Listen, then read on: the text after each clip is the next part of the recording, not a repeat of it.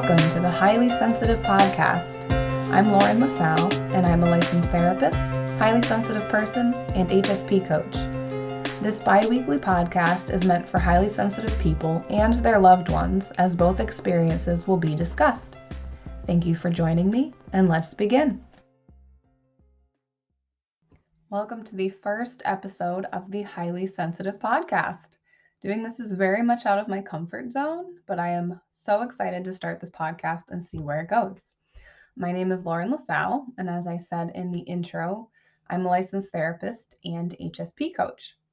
I started my coaching business in October of 2021 because while many of my therapy clients are highly sensitive people, I wanted to find a way to work specifically with HSPs on HSP-related topics. My coaching sessions are done virtually through Zoom and are available to highly sensitive adults and highly sensitive children and their parents. My hope for this podcast is that it will be a mixture of me sharing my experience as a highly sensitive person and speaking with others to share their experiences as HSPs, partners of HSPs, parents of HSPs, everything HSP related. And if you have any ideas for episode topics, or if you have any questions for me to answer on the podcast, or if you would like to write me an email sharing your story for me to read on the podcast, you can email me at lauren@laurenlasallecoaching.com. So for today's episode, I figured I'd talk a little bit about what exactly a highly sensitive person is.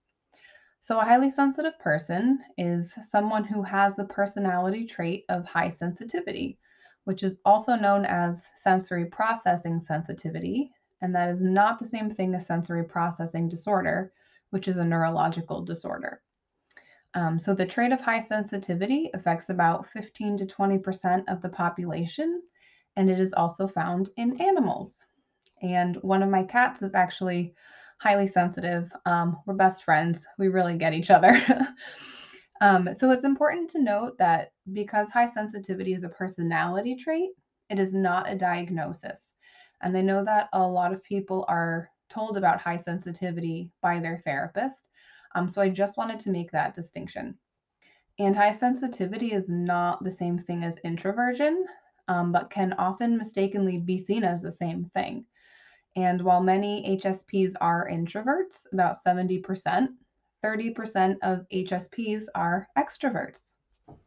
High sensitivity has 4 basic characteristics that you can remember by using the acronym DOES, DOES, which stand for depth of processing, overstimulation, emotional responsiveness and empathy, and sensitivity to subtleties. And we will get more in depth about what exactly each of these are in future episodes.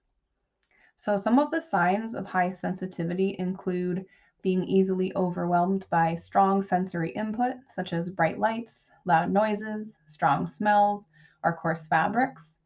When you've been busy, you tend to find yourself needing to withdraw to a quiet, private place. You get rattled when you have a lot to do in a short period of time. You try hard not to make mistakes and to please others. You have difficulty adjusting to change. Other people's moods affect you. You process things deeply, and others see you as sensitive or shy. So some of the signs specific to children include complaining about scratchy clothing, seams in socks, or labels against their skin. They don't enjoy big surprises or do well with big changes. They want to change clothes if they are wet or sandy. They feel things deeply, and they perform best when strangers aren't present. There is a self-test and a highly sensitive child test for parents to take on hsperson.com that can give you a better idea of the characteristics that make up a highly sensitive person. Although, as with most things, not everybody is going to identify with all of the same characteristics. There is some variety from person to person. hsperson.com is a great website for HSPs in general. There are lots of resources, there are articles, lots of information. There is a list of highly sensitive, knowledgeable therapists and coaches, which is a great resource to have. And to wrap up, some great book resources include pretty much any book written by Dr. Elaine Aron, who also runs hsperson.com. So some of her books are The Highly Sensitive Person, The Highly Sensitive Child, The Highly Sensitive Parent, The Highly Sensitive Person in Love, and The Highly Sensitive Person's Workbook.